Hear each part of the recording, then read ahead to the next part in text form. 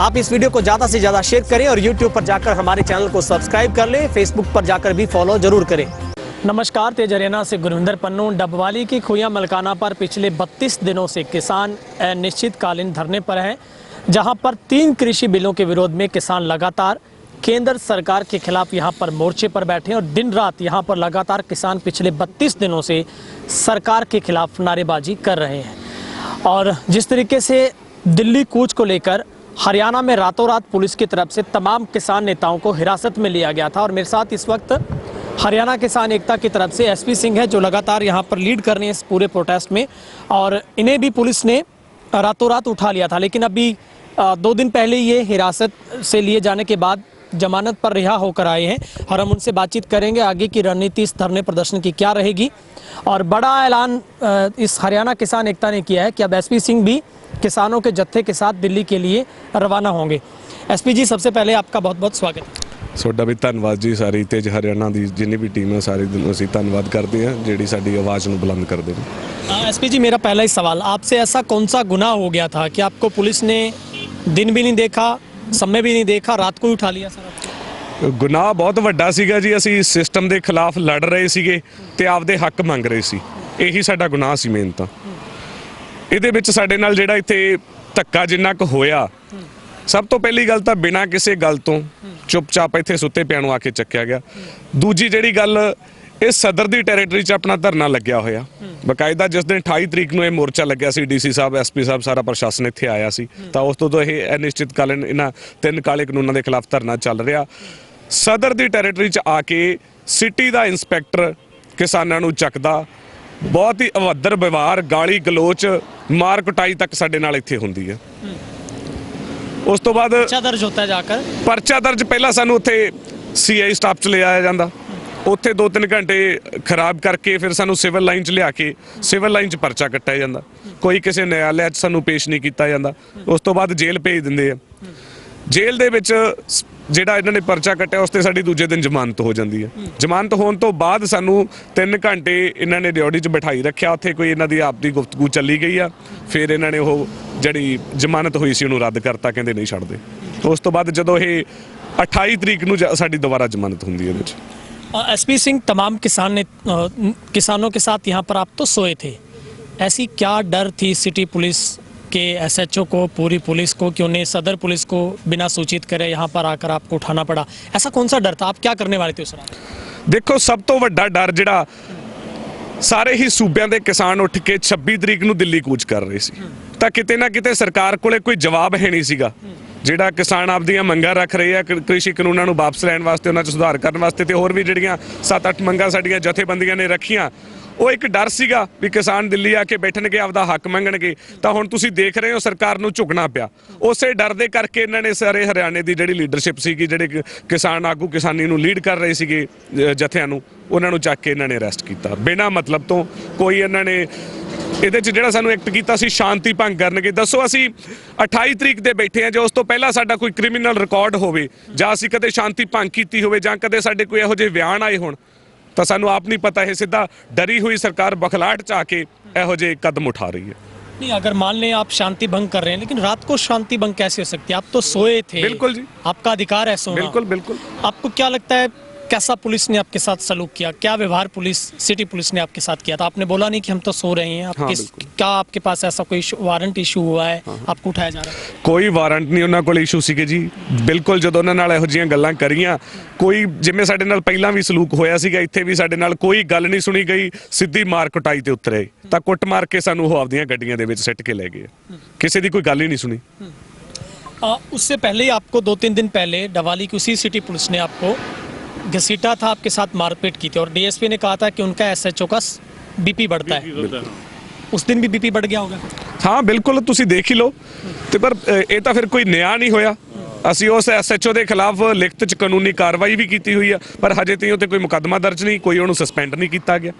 ਤਾਂ ਕਾਰਵਾਈ ਕਰਨ ਦੀ ਬਜਾਏ ਡੀਐਸਪੀ ਕੁਲਦੀਪ ਸਿੰਘ ਬੈਣੀ ਵਾਲੇ ਕਹਿ ਰਹੇ ਆ, ਕਹਿੰਦੇ ਜੀ ਇਹਨਾਂ ਨੂੰ ਮਾਫ ਕਰ ਦਿਓ, ਇਹਨਾਂ ਦਾ ਤਾਂ ਬੀਪੀ ਵੱਧ ਗਿਆ। ਇਹ ਬੀਪੀ ਵਧੇ ਚਾ ਕੁਛ ਇਹ ਕਰ ਦਿੰਦੇ ਆ, ਤੇ ਫਿਰ ਉਹਨਾਂ ਨੂੰ ਛੁੱਟੀ ਦਿਓ ਜੀ। ਬੀਪੀ ਤਾਂ ਸਾਡੇ ਵੀ ਵੱਧਦੇ ਆ, ਤਾਂ 307 ਦੇ 302 ਦੇ ਮੁਜਰਮ ਕਹਿਣ ਲੱਗ ਜਾਣਗੇ ਕੱਲ ਨੂੰ ਸਾਡਾ ਤਾਂ ਜੀ ਬੀਪੀ ਵੱਧ ਗਿਆ ਸੀਗਾ, ਅਸੀਂ ਤਾਂ ਮਰਡਰ ਕਰ ਬੈਠੇ, ਸਾਨੂੰ ਮਾਫ ਕਰ ਦਿਓ। ਇਹ ਕੋਈ ਨਿਆਂ ਨਹੀਂ ਹੋਇਆ, ਸਾਨੂੰ ਨਿਆਂ ਚਾਹੀਦਾ। जब उस रात पुलिस ने सर किसानों को कुछ हिरासत में लिया था, उन पर कोई केस दर्ज भी नहीं हुआ कि वो कालाबाजारी कर रहे हैं किसी तरीके की, और पुलिस ने उनको छोड़ा भी नहीं। जब आपने दबाव बनाया उन सबको छोड़ा गया। फिर पुलिस के पास जब कोई तथ्य ही नहीं है, आप सबके मोबाइल तक पुलिस ने छीने, आप सबको अरेस्ट किया, धक्का मुक्की आपके साथ हुई, क्या रूल क्या था? ਦੇਖੋ ਜੇ ਆਪਾਂ ਕਹੀਏ ਸਰਕਾਰ ਦੀ ਗੁੰਡਾਗਰਦੀ ਸਾਹਮਣੇ ਆ ਰਹੀ ਆ। ਸਾਡੇ ਜੋਗੇ ਵਾਲੇ ਦੇ ਕਿਸਾਨ ਭਰਾ ਦੀ ਉੱਥੇ ਟਰੈਕਟਰ ਟਰਾਲੀ ਫਸੀ ਹੋਈ ਸੀ ਜਿਹਦੇ ਕਰਕੇ ਅਸੀਂ ਉੱਥੇ ਗਏ। ਉਹਦੇ 'ਚ ਵੀ ਉਹਨਾਂ ਕੋਲੇ ਆਪਦੇ ਬਿੱਲ ਸੀ, ਬਕਾਇਦਾ ਜਿਹੜੀਆਂ ਸੈਂਟਰ ਨੇ ਮਸ਼ੀਨਾਂ ਦਿੱਤੀਆਂ ਹੋਈਆਂ, ਅੰਗੂਠਾ ਲਾ ਕੇ ਉਹਨਾਂ ਤੋਂ ਜਿਹੜਾ ਬਿੱਲ ਨਿਕਲਦਾ ਉਹਨਾਂ ਦੇ ਕੋਲੇ ਸੀਗਾ। ਤਾਂ ਉਹਨੂੰ ਖਾਮਖਾ ਪਰੇਸ਼ਾਨ ਕੀਤਾ ਜਾ ਰਿਹਾ ਸੀ।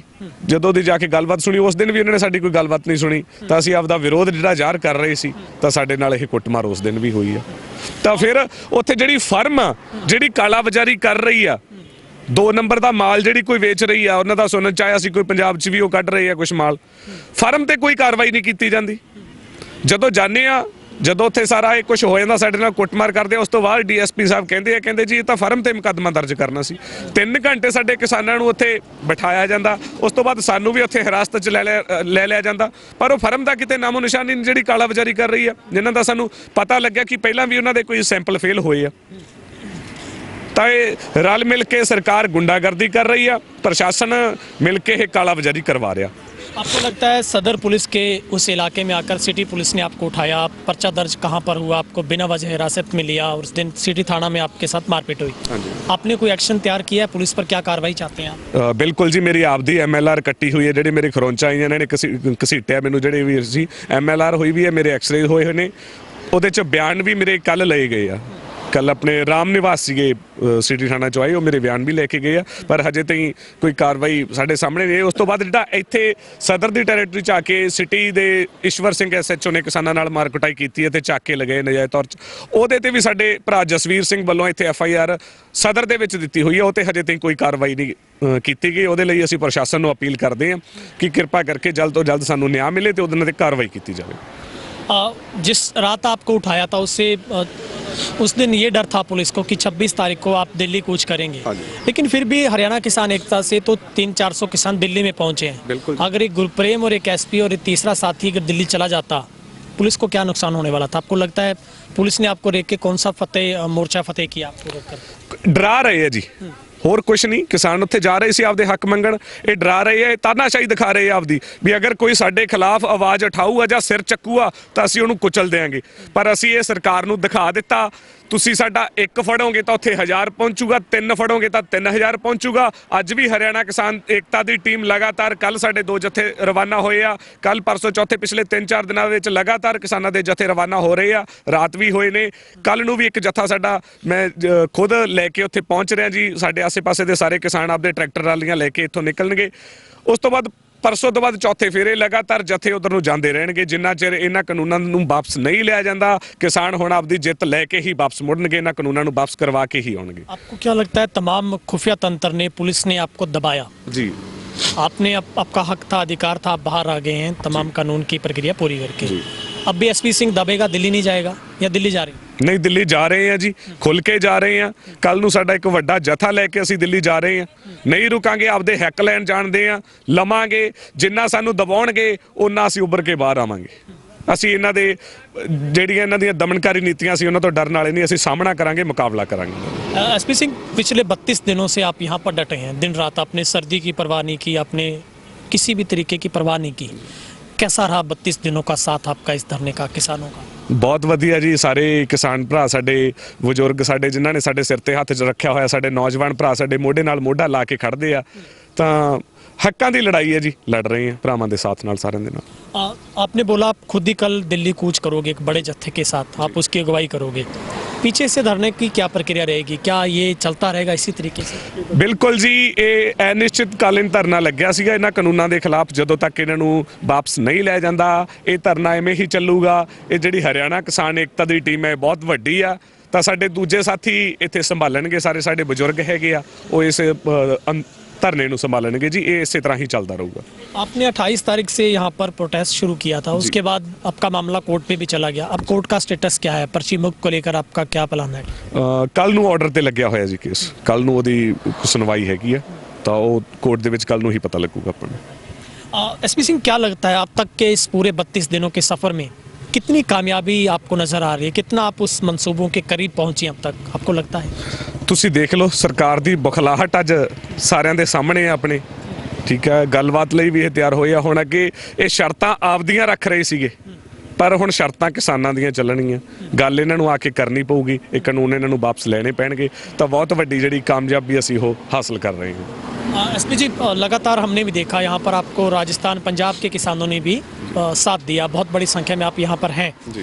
क्या लगता है डवाली से पूरे सिरसा से इतने सारे एमएलए हैं, हमारे एमपी हैं, कभी किसी ने फ़ोन पर या धरने पर आकर जहमत की हो कि हम भी आपके साथ हैं? ਦੇਖੋ ਜੀ, ਜਿੱਥੋਂ ਤੱਕ ਇਹਨਾਂ ਰਾਜਨੀਤਿਕਾਂ ਦੀ ਗੱਲ ਆਉਂਦੀ ਆ, ਇੱਥੇ ਆਪਾਂ ਕੱਲੀ ਅੱਜ ਬੀਜੇਪੀ ਦੀ ਜਾਂ ਜੇਜੇਪੀ ਦੀ ਗੱਲ ਨਹੀਂ ਕਰਦੇ। ਇਹ ਜਿੰਨੇ ਵੀ तमाम ਲੀਡਰ ਆ ਇਹਨਾਂ ਰਾਜਨੀਤਿਕ ਪਾਰਟੀਆਂ ਨਾਲ ਜੁੜੇ ਹੋਏ ਆ, ਇਹ ਸਾਰੇ ਇੱਕ ਕਿਸਾਨ ਦਾ ਨਾਂ ਲੈ ਕੇ, ਮਜ਼ਦੂਰ ਦਾ ਨਾਂ ਲੈ ਕੇ, ਛੱਤੀ ਬਰਾਦਰੀ ਦਾ ਨਾਂ ਲੈ ਕੇ ਇਹ ਸਾਨੂੰ ਲੁੱਟਣ ਤੇ ਹੋਏ ਪਏ ਆ। ਇਹ ਨਾਂ ਲੈਂਦੇ ਆ ਸੇਵਾ ਦਾ, ਲੁੱਟ ਕੇ ਇਹਨਾਂ ਨੇ ਆਪਦੇ ਮਹਿਲ ਬਣਾ ਰੱਖੇ ਆ ਤੇ ਭਰ ਰੱਖੇ ਆ। ਜਦੋਂ ਤੋਂ ਲੈ ਕੇ ਕਿਸਾਨਾਂ ਦਾ ਸੰਘਰਸ਼ ਸ਼ੁਰੂ ਹੋਇਆ, ਇਹਨਾਂ ਦਾ ਕੋਈ ਬਿਆਨ ਨਹੀਂ ਆਇਆ ਉਸ ਤੇ। ठीक है, आपदी राजनीतिक पार्टी जरूर चमकाउंदे है, किसानों का हम साथ दे रहे हैं, ये कर रहे हैं। जमीनी सतर ते जे देखिए किते भी इन्हां दा किसानां नूं कोई साथ नहीं। ये धरना 28 तरीक तो लैके चल रहा, ਤਾਂ ਅਸੀਂ कहने ਆ ਵੀ ਜੇ ਕੋਈ ਰਾਜਨੀਤਿਕ ਆਗੂ ਆਉਂਦਾ ਉਹਨੂੰ ਬੋਲਣ ਨਹੀਂ ਇੱਥੇ ਦਿੱਤਾ ਜਾਊਗਾ। ਹਾਂ, ਆਉਂਦਾ ਕੋਈ ਸਮਰਥਨ ਕਰਦਾ, ਜੀ ਆਇਆਂ ਨੂੰ ਆ। ਇੱਕ ਬੰਦਾ ਕਿਸੇ ਵੀ ਪਾਰਟੀ ਦਾ ਕੋਈ ਨੁਮਾਇੰਦਾ ਕਦੇ ਇੱਥੇ ਆ ਕੇ ਨਹੀਂ ਬੈਠਿਆ, ਕਦੇ ਕੋਈ ਕਿਸੇ ਨੇ ਕਿਸਾਨਾਂ ਨਾਲ ਜਿਹੜੀ ਕੁੱਟਮਾਰ ਹੋਈ ਸੀ ਸਿਟੀ ਦੇ ਵਿੱਚ, ਉਹਦੀ ਜਾਣਕਾਰੀ ਅਸੀਂ ਅਮਿਤ ਸਿਆਗ ਨੂੰ, ਸਰਬਜੀਤ ਸਿੰਘ ਮਸੀਤਾ ਨੂੰ, ਅਦਿੱਤਿਆ ਦੇਵੀ ਲਾਲ ਨੂੰ, ਅਵੇ ਸਿੰਘ ਚਟਾਲਾ ਨਾਲ ਗੱਲ ਨਹੀਂ ਹੋ ਪਾਈ। ਅਸੀਂ ਸਾਰਿਆਂ ਨੂੰ ਦੱਸਿਆ ਸੀਗਾ ਵੀ ਤੁਸੀਂ ਆਪਦੇ ਆਪ ਨੂੰ ਕਿਸਾਨਾਂ ਦੇ ਹਮਾਇਤੀ ਦੱਸਦੇ ਹੋ ਤਾਂ ਤੁਸੀਂ ਇਹਦੇ ਤੇ ਐਕਸ਼ਨ ਲਓ, ਕੋਈ ਵੀ ਬੋਲੋ, ਇਸ ਤੇ ਵੀ ਆਪਦਾ ਕੋਈ ਬਿਆਨ ਦਿਓ। ਪਰ ਕਿਸੇ ਨੇ ਚੁੱਪੀ ਧਾਰੀ ਹੋਈ ਹੈ, ਕੋਈ ਇੱਥੇ ਬੋਲ ਨਹੀਂ ਰਿਹਾ, ਕਿਉਂਕਿ ਇਹ ਆਪਦੀਆਂ ਰਾਜਨੀਤਿਕ ਰੋਟੀਆਂ ਸੇਕਦੇ, ਇਹਨਾਂ ਨੂੰ ਕਿਸਾਨਾਂ ਨਾਲ ਕੋਈ ਮਸਲਾ ਨਹੀਂ। ਕਿਤੇ ਨਾ ਕਿਤੇ ਹੁਣ ਆਪਾਂ ਜੇ ਜੇਜੇਪੀ ਦੀ ਵੀ ਗੱਲ ਕਰੀਏ ਤਾਂ ਉਹ ਆਪਦੇ ਜਿਹੜੇ ਘੁਟਾਲੇ ਕੀਤੇ ਆ ਤਾਂ ਉਹਨਾਂ ਦਾ ਕੰਨ ਬੀਜੇਪੀ ਨੇ ਮਰੋੜ ਰੱਖਿਆ। ਇਹ ਆਪਦਾ ਮਲਾਈ ਖਾਣ ਤੇ ਹੋਏ ਚੁੱਪ ਕਰਕੇ। ਇਹਨਾਂ ਪਾਰਟੀਆਂ ਨੂੰ, ਚਾਹੇ ਕਾਂਗਰਸ ਆ, ਜੇਜੇਪੀ, ਬੀਜੇਪੀ, ਜਿੰਨੀਆਂ ਵੀ ਪਾਰਟੀਆਂ, ਇਹਨਾਂ ਨੂੰ ਕਿਸਾਨੀ ਨਾਲ ਤੇ ਆਮ ਲੋਕਾਂ ਨਾਲ ਕੋਈ ਮਤਲਬ ਨਹੀਂਗਾ। ਇਹ ਲੜਾਈ ਹੈ ਜਿਹੜੀ, ਇਹ ਜਿਹੜੇ ਇਹਨਾਂ ਪਾਰਟੀਆਂ ਦੇ ਇਹ ਦਲਾਲ ਬਣੇ ਬੈਠੇ ਆ, ਸਾਨੂੰ ਲੁੱਟਣ 'ਚ ਦਲਾਲੀ ਵਿੱਚ ਕਰਦੇ ਆ ਵੀ ਕਿਵੇਂ ਉੱਤੋਂ ਤੱਕ ਇਹ ਪੈਸਾ ਪਹੁੰਚਾਉਣਾ। ਇਹ ਉਹਨਾਂ ਦਲਾਲਾਂ ਨਾਲ ਤੇ ਇਹ ਸਰਕਾਰ ਨਾਲ ਤੇ ਪੂੰਜੀਪਤੀ ਲੋਕਾਂ ਨਾਲ, ਆਮ ਲੋਕਾਂ ਦੀ ਲੜਾਈ ਹੈ। ਇਹ ਜਨ ਅੰਦੋਲਨ ਬਣ ਚੁੱਕਿਆ जी ਹੁਣ। ठीक है एसपी सिंह जी, बहुत बहुत शुक्रिया। बहुत बहुत धन्यवाद जी ਤੁਹਾਡਾ भी।